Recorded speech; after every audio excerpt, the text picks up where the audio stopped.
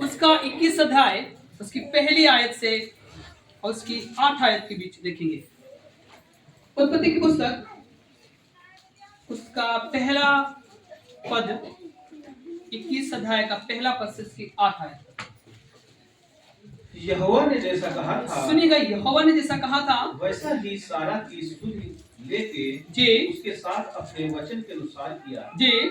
सारा अब्राहम से गर्भवती हुई, सारा अब्राहम से गर्भवती हुई और उसके बुढ़ापे में उसी नियुक्त समय पर जो परमेश्वर ने उसे जी हाँ ठहराया था एक पुत्र उत्पन्न हुआ। एक पुत्र उत्पन्न हुआ। अब्राहम ने अपने उस पुत्र का नाम जो सारा लिखा है, अब्राहम ने अपने पुत्र का नाम जो सारा से उत्पन्न हुआ था उसका नाम इसहाक रखा जी। और जब उसका पुत्र इसहाक 8 दिन का हुआ जी हाँ, तब उसने परमेश्वर की आज्ञा के अनुसार जी प्रार्थना किया जी। जब अब्राहम का पुत्र इसहाक उत्पन्न हुआ जी तब अब्राहम 100 वर्ष का था, वो 100 वर्ष का था। और सारा ने कहा परमेश्वर ने मुझे प्रफुल्लित किया है, इसलिए सब सुनने वाले भी मेरे साथ प्रफुल्लित जी हाँ। फिर उसने ये भी कहा क्या कोई कभी अब्राहम से कह सकता था कि सारा लड़कों को दूध पिलाएगी, पर देखो मुझसे उसके बुढ़ापे में एक पुत्र उत्पन्न हुआ जी।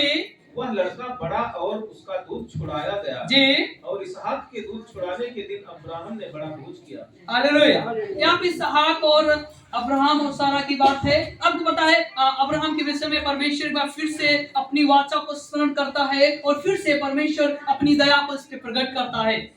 और जो वायदा से किया गया था उत्पत्ति के तकरीब शुरुआती दौर में अब्राहम के दिनों में, वो वायदा अब भी पूरा होने में दिख रहा है। अब पूरा होने में दिख रहा है। आपको सीखना इस बात को है कि परमेश्वर जो काम आपके साथ में, जिस वायदे को परमेश्वर आपसे किया है, उसको वो पूरा भी करेगा अपने समय से। आपके समय से नहीं, अपने समय से। अभी 75 वर्ष का जब अब्राहम था, जो अपने देश को छोड़कर, ऊर नगर को छोड़कर कनान की ओर बढ़ रहा था, तो कोई बच्चे नहीं थे। तब परमेश्वर इसको दर्शन दे रहा था, इसको बता रहा था, इसको सिखा रहा था और इसको मोटिवेट कर रहा था, यस तुम इस बात के लिए तैयार हो ताकि तुम्हारे आने वाले जीवनों में परमेश्वर आपको आशीषित करेगा। ऐसे ही था ना।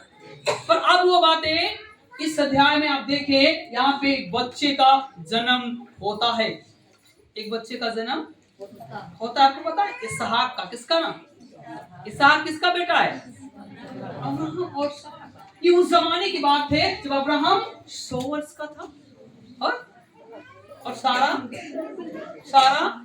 90 वर्ष की थी। अब्राहम 100 वर्ष का था और सारा 90 वर्ष की थी। कठिन तो ये था कि यस इसमें लिखा है कि कोई तो कहता था क्या सारा फिर से बच्चे को दूध पिलाएगी? क्या ये असंभव है कि इस अवस्था में औलादे या बच्चे उत्पन्न हो? सही कह रहा हूं? जिसका फोन हो, जिसका कोई दायरा नहीं है, कोई आशा नहीं है, पर उस निराशा में भी परमेश्वर ने उनको बड़ी आशीष दी। लिखा है उनके यहाँ एक बेटा उत्पन्न हुआ। यहाँ पे लिखा है, सुनिएगा, लिखा है यहोवा ने जैसा कहा था वैसा ही सारा की सुधि ले के उसके साथ अपने वचन के अनुसार किया। आपको पता, इससे पहले ध्यान दीजिएगा, जब अब्राहम के पास कुछ लोग आए थे ना, अब्राहम ने क्या किया था? बहुत सत्कार किया था। क्या किया था? बहुत सत्कार किया था। बहुत अच्छा पानी लाया, जो भी उससे हो सका नमक रोटी लेकर उसके पास में आया, कहा हे प्रभु, हे गुरु जी, कुछ खा के जाइएगा। यही तो था। हालेलुया। उसका प्रतिफल क्या हुआ? अब्राहम को एक संतान पैदा होती है जिसका नाम इसहाक। ये तो आसान है कहना, यस चलो बच्चे हो गए, ठीक है। पर आपको पता है इस उम्र में इस काम का होना ये किसी चमत्कार से कम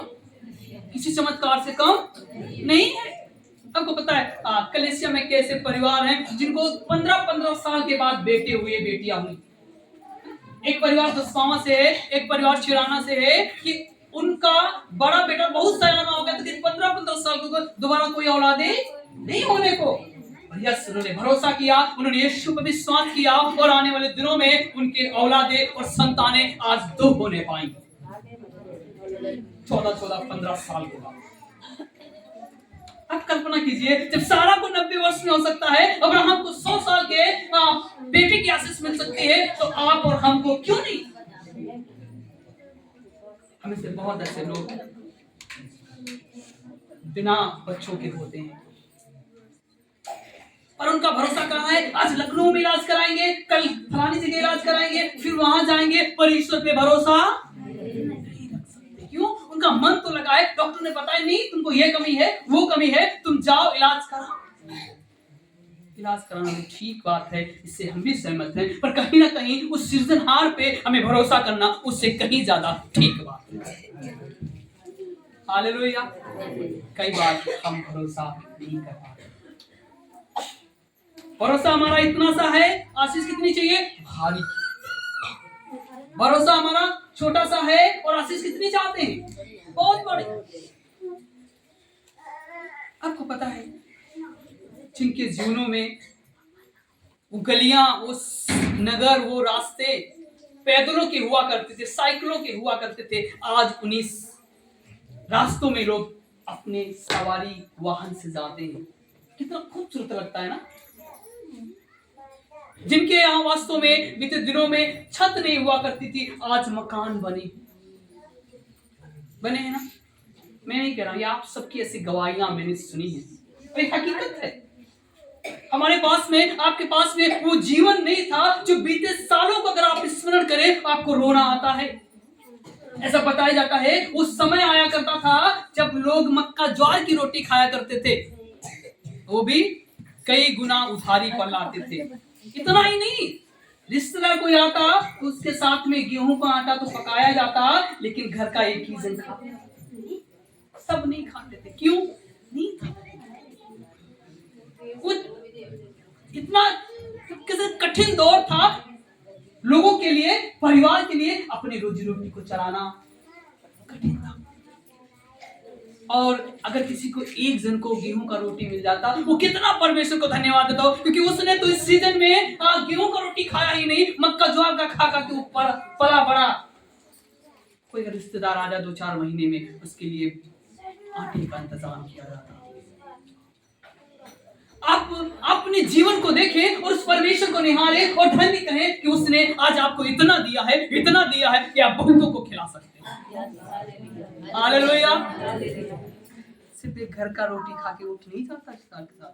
आज हम बैठ के सब, अगर 20 भी आपके रिश्तेदार घर पे आ जाए तो उनको भी आपको, यही तो परमेश्वर है, यही तो परमेश्वर का प्यार है, यही तो उसकी अनुकंपा है, यही तो उसकी अखंडता और दिव्यता और धैर्यता है जो उसने आप में बना कर रखी है। क्यों? क्योंकि वो आपसे प्यार करता है। हालेलुया। वो आपके लिए तरसता है।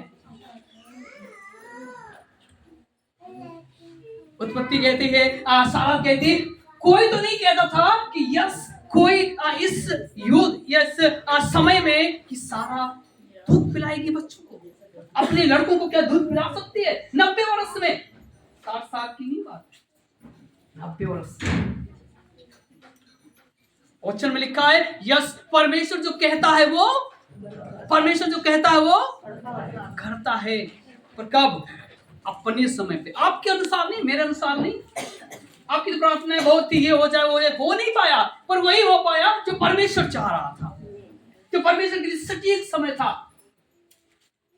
स्वर्गदूत कह के गए थे, मेहमान कह के गए थे, अरे देख सारा, देख अब्राहम, इस वसंत ऋतु में मैं फिर आऊंगा और तेरे एक पुत्र उत्पन्न होगा। और ये सही बात है, इसे किस अध्याय में इसहाक का जन्म होता है। किसका जन्म होता है? इसहाक का। आपको पता है इसहाक मतलब अगर आप इसका निकालेंगे तो इसको हंसना बोलते हैं, प्रफुल्लित होना बोलते हैं। क्या बोलते हैं? इसहाक का मतलब क्या है?